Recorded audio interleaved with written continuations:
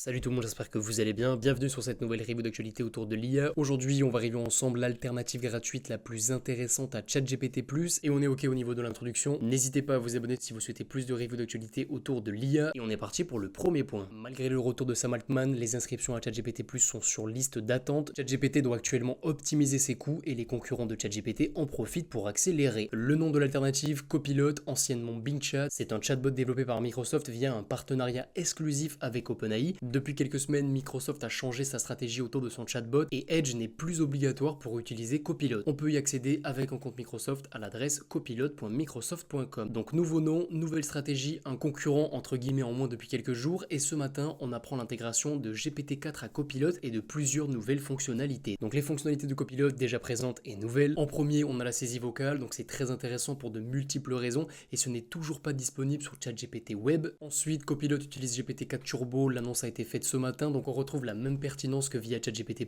On a également la possibilité de générer des images via DALL-E 3 et vous avez la possibilité, comme sur ChatGPT, de modifier les images que vous venez de générer. L'analyse d'images est également disponible via GPT Vision, donc on peut par exemple générer un prompt à partir d'une image et générer une nouvelle image directement depuis Copilot. On a la possibilité de rechercher sur le web et c'est plus rapide que sur ChatGPT, et on peut par exemple analyser une page spécifique ou encore rechercher les dernières news. On a la possibilité de résumer une vidéo YouTube, c'est disponible par contre uniquement sur Edge. Je vous invite à mettre sur pause pour analyser les résultats que j'ai obtenus en analysant ma dernière vidéo et je trouve ça particulièrement précis. Code interpréteur est en cours d'intégration. Sur Windows 11, Copilot est intégré par défaut et on peut contrôler son ordinateur via Copilot, ouvrir les paramètres, faire une capture d'écran, etc. Du côté des limites, on est limité à 30 messages par conversation, mais si vous atteignez la limite, il suffit de relancer une conversation. Donc Copilot, c'est l'alternative la plus complète actuellement à ChatGPT et vous avez dû le voir dans le titre, c'est totalement gratuit. Un simple compte Microsoft est nécessaire pour pouvoir y accéder. Malgré toutes ces fonctionnalités, ChatGPT a toujours deux avantages comparés à Copilot. Le premier, c'est plus de contexte. Vous allez pouvoir demander à ChatGPT d'analyser plus de texte. Donc ça paraît assez illogique étant donné que le contexte de GPT-4 Turbo, le modèle utilisé sur Copilot, a un contexte très conséquent,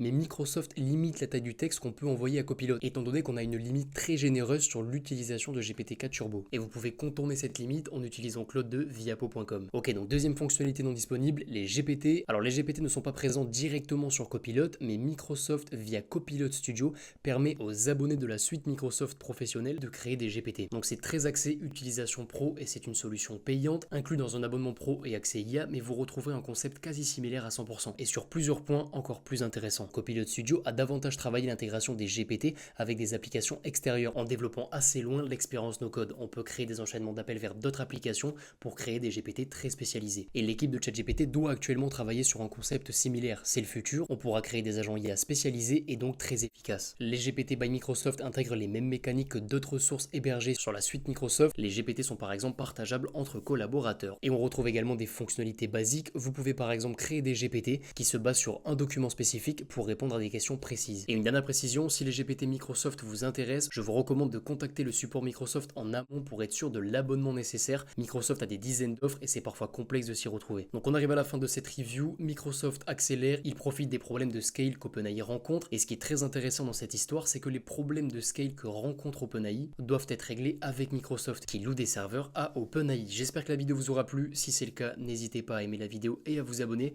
Je vous dis à très bientôt. Ciao ciao.